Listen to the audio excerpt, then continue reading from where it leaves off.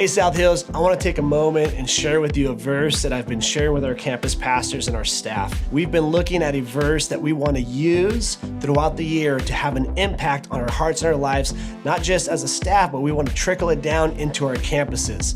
And what this verse is Philippians chapter 2, verse 4, and it says, "Not looking to your own interests, but each of you to the interest of the others."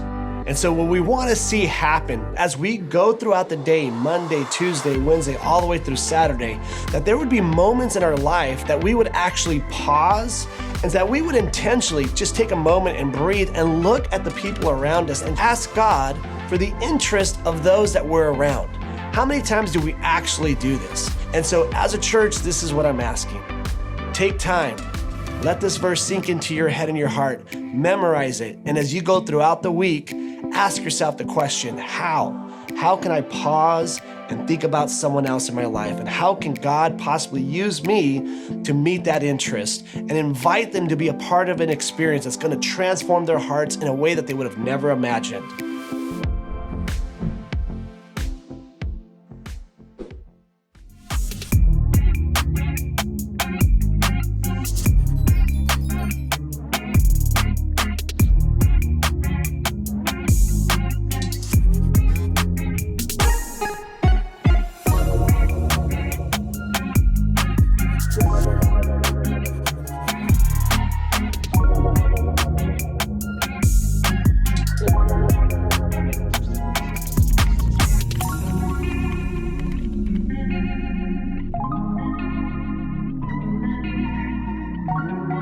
Last week was really cool. We had a little staycation. We went to T Street, just hung out, but the last time we took off a few days was on Thanksgiving. And I was thinking about that trip, and I was thinking about all the things that we saw and did. And guys, we were on the Wonder of the Seas cruise ship. It is actually the largest cruise ship in the world. It's literally like a city on the ocean. Do you have some pictures of that's just to give you an idea of that, just looking up. It looks like a gigantic building. We have some other pictures. That's called Central Park. There's actually a thing where you go out there, it looks like Central Park, and you kind of go and hang out. There's all kinds of slides, and it's literally a city on the ocean, right? It's amazing. But the thing of it is, and what's interesting about this is, it could be the most beautiful ship you've ever seen, and it could be the biggest ship you've ever seen, but without the rudder, it's just gonna go aimlessly in circles.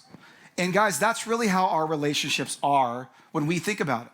When our relationships, we can look pretty on the outside and make everything look great on the outside, but unless we have that direction, unless we have that thing that is making sure that we're going in the right direction, we're just gonna go around in circles. Here's what I'm saying. Sometimes the best way to influence something is to influence the thing that's influencing that thing. You might think, huh?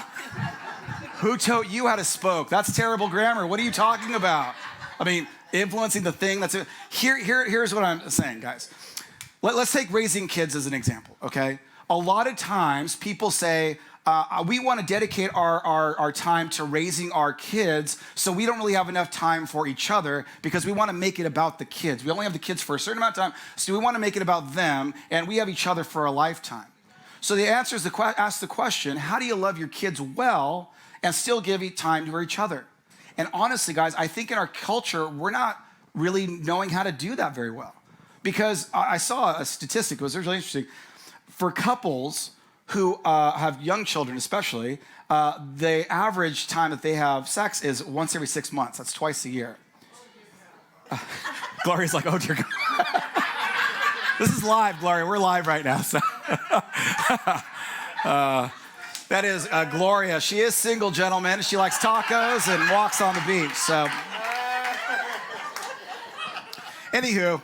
We talked about sex the first week. I'm not going to talk about it again. But the bottom line is that we're like, well, we have to just concentrate on this, and we can't concentrate on anything else because this has to dominate everything. And there's a lot of couples that say, well, I don't want to have kids because I want to dedicate my time to my spouse, which is fine. I'm not saying you have to have children. But what I'm saying, though, is that it's possible that you could do it all. You just have to make sure that you're doing it in the right order. Now, I'm going to tell you a story. It's from the Old Testament, and it's about Isaac. And Isaac is a very eligible bachelor. He's 40 years old. He's never been married. Comes from a great family. And his parents said it's time that he finds somebody. So they send a servant out to look for somebody, for Isaac, for a wife for Isaac. And the servant gets thirsty, kind of like The Bachelor. They're trying to find the right girl for him. And so the servant gets thirsty, and here's what happens. Okay, it's the original Bachelor. Genesis 24 says this. The woman was very beautiful, a virgin. No man had ever slept with her. She went down to the spring, filled her jar, and came up again. The servant hurried to meet her and said, please, give me a little water from your jar. Drink, my lord, she said, and quickly lowered the jar to her hands and gave him a drink. After she had given him a drink, she said, I'll draw water for your camels too until they've had enough to drink. So let me sum this up. The matchmaker says, oh my goodness, this girl, Rebecca, is the right age. She is beautiful. She comes from a great background. I could tell she's a virgin, which is the Bible's way of saying she's somebody of character.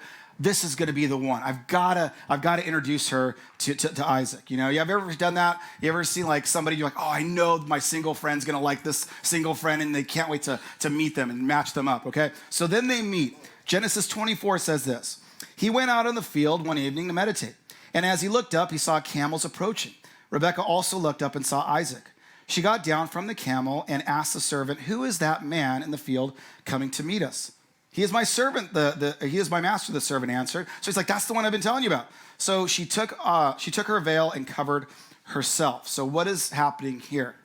She sees that he's in the field. He's got means. She sees that, he's meditating, he's spiritually minded, and he carries himself well. He's handsome. So they're off to a really great start. She sees what she likes. She says, that's it. The servant said, that's the guy I want to introduce you to. They're off to such a great start that they actually get married. Genesis 24:67 says, Isaac brought her into the tent of his mother, Sarah, and he married Rebekah. So she became his wife, and he loved her. And Isaac was comforted after his mother's death. So they're absolutely getting along great. They are tight. This is like the honeymoon period when you first get married. Everything is great. In fact, she's even comforting him when he loses his mom. So they are like so tight. And after a while, they decide they want to have kids as well. So they pray about it. Genesis 25. Isaac prayed to the Lord on behalf of his wife because she was childless. The Lord answered his prayer, and his wife Rebekah became pregnant. Okay, so not only do they have one kid, but they have twins. Okay, which on the side is pretty cool. I mean, as a dad of twins, I've never held a baby before, and I had twins. So I was like, I don't know what's going on. It's like double everything. It's sort of like driving two cars at the same time. They're kind of going all over the place, but they're there, right? Everything is going perfect. This is the couple that when you look at their Facebook page, it looks awesome, right? They're like perfect. They're happy. They're good looking. They've got beautiful kids. Everything is perfect. So let's fast forward a few chapters. Genesis 27:8 says, now, my son, listen carefully and do what I tell you to do. Go out to the flock and bring me 2 choice young goats so I can prepare some tasty food for your father just the way he likes it. Then take it to your father to eat so that he may give you his blessing before he dies. Jacob said to Rebekah, his mother, but my brother Esau is a hairy man, while I have smooth skin. What if my father touches me? I'd appear to be tricking him and would bring down a curse on myself rather than a blessing. His mother said to him, my son, let the curse fall on me. Just do what I say. Go and get them for me. Now, how do we go here? Okay. Well, first, have you ever known the kid to be the favorite? Anybody in your family? Like that's the favorite. Usually it's the baby of the family, but it could be anybody. And that kid could do no wrong. Anybody have those in your family, any siblings or anything? And it's like, man, they get in trouble in school. It's the teacher's fault. They get in trouble with their friends. It's their friend's fault. It's their boyfriend or girlfriend's fault. Then they get married. It's their spouse's fault. It's always somebody else's fault, but not my kid, right? Well, that's kind of how we're seeing it right here. It's like Jacob is like really the apple of his mother's eye, and he could do no wrong. So how do we go, though, from them being super connected, in love, having a family, looking perfect, to this open deceit? How do we get here? And if we're being honest, guys, I think that a lot of us find ourselves in that place too. I have done a lot of weddings as a pastor, and I'm telling you now, some of them didn't last very long. I would have never guessed it by seeing those two at that dinner when I married them. They looked perfect. They looked so perfect and so happy. And you're like, how did they go from this to being like, I just want to legally separate myself from you forever? How do you go from that? And how does that work? We see this in our lives all the time. It happens all too often. And here's what I'm saying. Falling in love is easy, but staying in love is an effort. It's a big difference. You can fall in love, that's no problem. Everybody looks great in the beginning, right? Everything's perfect. Staying in love, that's a whole different story.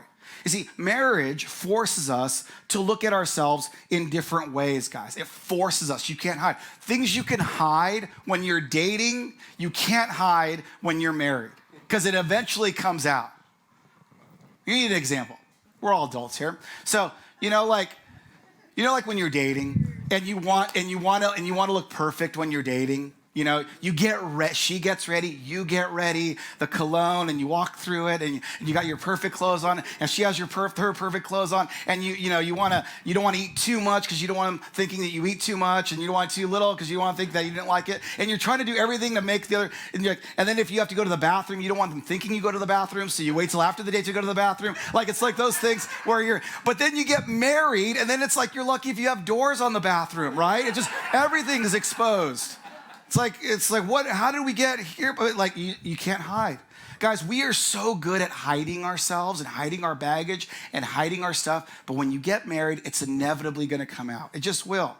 It's gonna take a little bit of time maybe, but it will come out. What we see here is Rebecca had some trust issues, and it came out. Isaac was a workaholic, and he didn't really show his feelings very often. It came out. And in short, guys, the honeymoon now is over. Okay, it's no longer that great thing that they had in the beginning. Now, you could say, well, I never wanted to trick my spouse and put animal hair on my kid. I don't know what's going on here. Maybe not, but here's what we do in our culture. What we do is when we have issues in our own relationship that we don't want to deal with, we want to deal with your issues in your relationship, okay?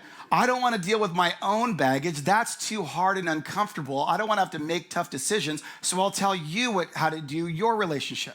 And I'll tell you how to act, and I want to get in your business, and I want to tell you how you're wrong, because that means I don't have to pay attention to my own stuff. Anybody, I'm sure we all know somebody like that. They love to get in everybody else's business. They don't want to focus on their own stuff because it's too hard. Or what they'll do is they'll put all their attention on the kids. Okay? Everything goes on the kids. It's like, have you ever seen those parents? It's like preschool and they're mad that their kid didn't get the perfect score on finger painting or something, And they get super angry about it. And it's like, what are you talking? My kid's got to go to Harvard one day. And it's like, they're in preschool. Relax, parent. Or sports. Guys, sports is a big deal in this part of the county. I am not saying anything bad about sports. I love sports. Everybody knows I love my Rams and, I love sports. But what I see a lot in this county is instead of working on our relationship, we're going to focus all our attention on the kids and their sports. And then we're going to get value from that. Oh, what's that? Your kid's 5 years old, but they put him in the 8-year-old league? My kid must be a prodigy. My kid must be the greatest athlete ever. So let's focus on that and completely ignore our own stuff. And they'll code it as, I just want to love my kids. That's great. You should love your kids, absolutely. But not at the risk of ignoring your major issues that you've got going on. You're just basically ignoring that just to say, because it sounds good, I'm going to focus on the kids. You're living through them and all of their accomplishments instead of working on your own relationship. And here's the point. The more we turn away from each other and towards our kids, the more emotional distance between us widens. Okay, now here is a caution, guys. We may not even always be aware we're doing this as parents, but we can start looking to our children to fulfill our need for relational intimacy and connection, okay? And then that happens all too often. And the truth is, when our married intimacy erodes, and our kids become the center of our connection. So the marriage, our intimacy erodes. We don't really have those conversations anymore. So now I start having those conversations with my kids, okay? We see this with Rebecca. In Genesis 25, it says this, Isaac, who had a taste for wild game, loved Esau, but Rebecca loved Jacob, okay? So they're obviously pairing up. I like this one better, and I like this one better, and I'm going to confide in my kids instead of each other. Now, what they don't realize is it places an enormous burden on the kids, okay? This is just a warning, and it doesn't even matter how old your kids are, especially for younger kids, but it doesn't matter the age of your kids. Parents, and I'm looking in the camera too, do not use your kids as your counselors. They're not equipped for it. They're not prepared for it. They don't have the maturity to handle it. And I've seen this a lot of times. When the parents are going at it, they're actually using their kids as their counselors because they need some approval from somewhere. And if I'm not getting it from my spouse, I got to get it from someone that I love. So I'm going to try to get that from my kid. And then what they'll do is they'll say, I just want to be honest with my kids. No, you want them to take your side and fulfill that emotional connection that you desperately need. The kids just aren't able to handle all that. They can't.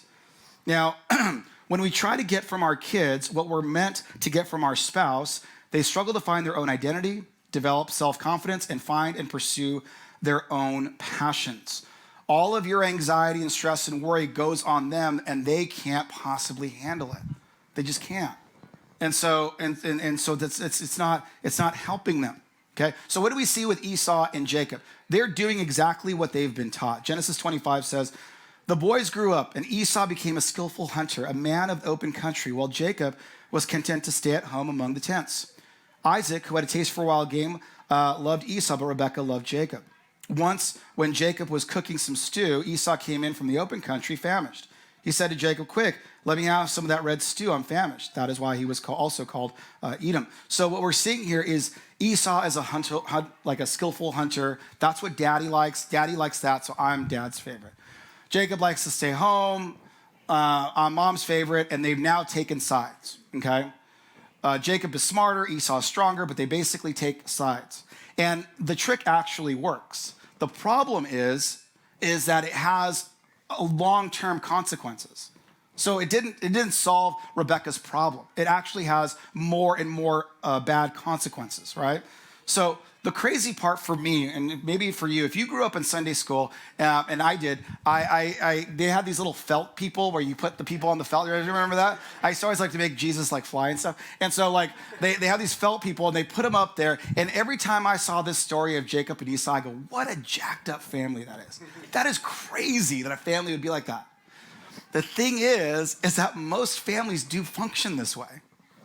They kind of get divided up into corners and like, we're on this side and we're on this side and we're on this side. It happens. And I was like, wow, it's amazing how I could look at that and go, that's crazy. And then I look around and go, whoa, kind of resembling that. Now, look what the Bible says when talking about families. In Colossians 3:18, it says this, wives, submit to your husbands as is fitting in the Lord. Husbands, love your wives and do not be harsh with them. Children, obey your parents in everything, for this pleases the Lord. And fathers, do not embitter your children, or they will become discouraged. Now, guys, I'm going to leave this verse up for a second. This is not some misogynistic poem from a bunch of old men, okay? There's a reason why the Bible puts this in order. Unfortunately, we get it wrong. In our society right now, they go, that's misogynistic, and how come the man has to be in charge, blah, blah, blah, blah, blah. And then some men get it wrong, and they think, well, I'm the man of the house, so therefore do what I tell you to do. Neither one is correct. What this is saying is, if you are the head of the house, that's the man as the head of the house, he is the first one to take on the sacrifice. If there's problems in the house, he puts himself in front of it before the wife and the kids. He's there to sacrifice himself for his family. It's not a license to bark orders at people. It's to say, I am going to put myself out there first before my family's going to eat before I do. My family's going to be clothed before I am. That's what it's saying. And do you notice how it doesn't say husbands and wives put children first? It doesn't say that. It sounds good, but it doesn't say that. Why? Because if this is bad, this will be worse. If the husband and wife are not meeting each other there, this is going to be bad. The children are going to feel those effects. So that's why it doesn't say to put that up forward. That has to be good first before that comes. Does that make sense? So if you're healthy and your marriage is healthy, your kids will be healthy. That's kind of the idea. Now you might be thinking, well, now what? The best thing for kids is being raised by parents who process their emotional baggage, prioritize their marriage, address conflict clearly and calmly, and invest in healthy adult friendships. Guys, I want to be as clear as I possibly can. And if you don't get anything else, please get this, okay? This is so important. When we all bring baggage to our relationships, all of us do. We all bring baggage to our relationships. There's only two options you can do with your baggage. You could either process it or you could pass it along, but there is no other options with your baggage, okay? You're either processing your baggage that we all have, by the way.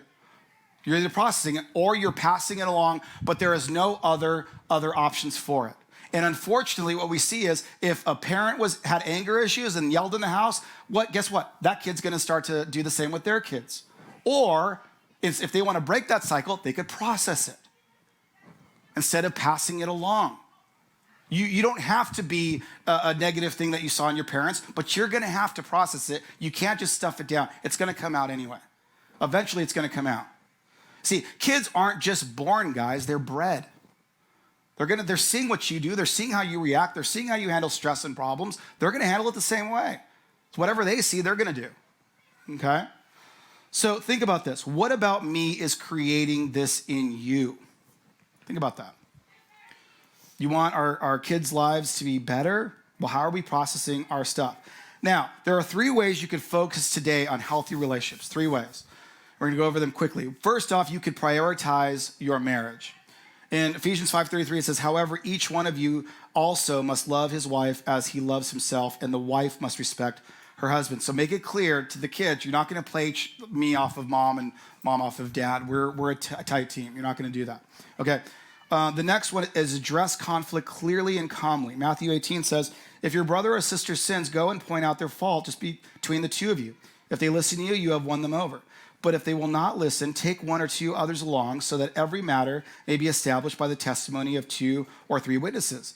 If they still refuse to listen, tell it to the church. And if they refuse to listen to the church, treat them as you would a pagan or a tax collector. I think that's funny. Put tax collectors with pagans like the IRS or something. So here's the thing. When we pretend everything is fine, you're not helping your kids. You're not. When you pretend everything is okay, oh, no problem. I know that there's tragedy going on, but we're good and everything is fine. You're not helping them. You're absolutely not. They have to see how you process bad stuff. They have to see what that looks like. And you have to be open and honest. Depending on their age, you want to adjust it, but you have to be honest with them. You know, guys, we want to show people that everything is fine, so we always put on a perfect face for everybody, you know? And that happens all the time. Guys, it happens in church. I worked at a church where I got in trouble for telling people what was going on in my life. I was having a hard time, and I was struggling with some stuff, and I talked about it on stage, and I actually got in trouble for that. Why? Because we're supposed to look like we got it all figured out. You know, we're supposed to look like you're coming to us because I don't have it all figured out. I'm trying just like you guys, right? So I'm not like out here going, oh, you need to be more like me. I'm saying we need to be more like Jesus. I'm in the same boat with you guys. And I got in trouble for it. I'm not here as running for a political office, guys. We're here to be real and honest with each other. And the last one is invest in healthy adult friendships. Proverbs 12:26. The righteous choose their friends carefully, but the way of the wicked leads them astray. It's healthy to have good friendships, guys. You have to. Unfortunately, if you don't model good friendships, what your kids are going to grow up thinking is, unless you agree with me, you're bad. You ever heard that? Play jump rope. I don't want to play jump rope. I'm not your friend anymore. Out of that, what? You know, that's how kids kind of think. So you have to model really good friendships to know, hey, we're going to disagree and it's okay. You're going to push back on me, it's okay. We're going to process through our stuff, it's okay. Not just do what I tell you to do. You know, kids are going to have to learn that from somewhere, okay? So here's the last question for us today as we close. Ask yourself, what do I need to do to prove to my partner they're still my passionate priority? And here's the bottom line, guys. You're going to have to actually act on whatever that answer is. You know, when Melanie and I got married, it was a perfect day. We got married at Tivoli Terrace in Laguna Beach. We took our pictures on the beach. That's where they have the pageant of the Masters. It was perfect. I loved Melanie when I very first saw her. I wanted to marry her the second I saw her, and the date went terrible. But 5 years later, she went out with me again, and we were getting married. And do you have a picture of that? Those are 2 people totally in love, completely. When I saw her coming down the aisle, I'm like, wow, I can't believe that I get to marry Melanie. Unbelievable. We were so like this. But you know, it didn't take long before we started having some disagreements. And then those disagreements led to just all-out arguments. Because I couldn't hide my baggage and neither could she. And we had to put it out there. And it was uncomfortable. And it was ugly. And I remember one time, and I'm not going to say it was a disagreement. We were in a full-blown argument, right? And I remember I was so exasperated with her. I'll never forget this. I'm like, what do you want from me? I said it like that with my hand. Like, what do you want from me? And she replied like that. She goes, everything. I want everything. I want your whole heart. I'm your wife. I want everything. Now, what she was not saying is, I don't want you to have any friends. She was not saying, I want to come before God. She was not saying you have to spend all your money on me. She was not saying any of those things. She was not saying you have to come before, I don't want you to work. I want you to only focus on me. What she was saying is, if this isn't good, none of this will be. That's what she was saying. I want your whole heart because I'm your partner in this. We're doing this together. And so that is what, guys, we could take all the best pictures and go on social media and show all of our great pictures and look super perfect. But like that ship, do we have that other picture? Without that, you're going to go in circles. Without the rudder, you're just going to wander aimlessly all over the place with no clear direction. Guys, we all know what those rudders in our life are. Now it's time to just talk about it. We know what it is. We don't have to pretend like we're perfect because we know we're not. So let's now just talk about it. Guys, the best way that I found to do this is within the church. I am not interested in going to a church where I don't know anybody. That's why we have these events. I'm not interested in a church where the pastor is perfect because I'm not perfect and I can't relate to that person. I'm not interested in going to a church where I don't have access to the pastor. I want to build a church with like-minded people who are messy, who aren't perfect, who have their own baggage. And I want to be with a collection of those people to say, hey, what if there are other people that are like us? Let's give them permission to be messy and not have it all together. And let's see what we could do with that. Let's see what trusting God could do with that. Like I said when we started this message, guys, bigger, huge, giant movements have been started with less. So why not us and why not now? And so, guys, let's continue to be honest with each other. I am so appreciative of Pastor Moses, our senior pastor in South Hills Church. They have given me a ton of leeway to teach how I want to teach and to say what I want to say. They have never once told me, you can't say this or you can't say that. They said, James, whatever you're feeling, go for it. We trust you. And it feels great to be in a church where you could do that, guys. And honestly, I struggled sometimes. I have a hard time. But I know Sunday's coming, and I know I'm going to be around people that I love and that love me, and I want that for all of you too, especially if you're watching online. If you're traveling, hope to see you soon. If you're watching online, come next week because we miss you. All right, let's pray. Father, I just thank you so much for this church. I thank you for what you're doing here. It's clear you're doing something. Father, help us to always just follow you. You are it. You are it. You are why we're here. You are why we have this opportunity. God, we want to glorify you. We want to praise you. We want to trust you. We want to do that together. God, all of us have our own baggage that we're embarrassed about and shamed about. Help us to just look to you and trust you and know that you could take our worst and turn it around and actually bless others, which is just something only you could do. Father, if there's anybody that's hearing my voice that has never stepped across the line, I pray that they could pray this prayer, and that is just, Jesus, come into my life. I accept you as my Savior, and I want to know you today, tomorrow, and forever, and I want that eternal home in heaven. So the best way I know how, I'm asking you, Jesus, please come into my life and be my personal Savior. God, if anybody said that prayer, I pray that they could let us know about it, either here or online. And Father, we just continue to be with us in this hearing on the 22nd, God. I pray for that hearing, and I thank you in advance for what you're going to do. Father, this community is about to feel this earthquake of this small church who's saying we want to trust God and see what he can do. So we're excited about what you have for us in the future. It's in your name. Amen.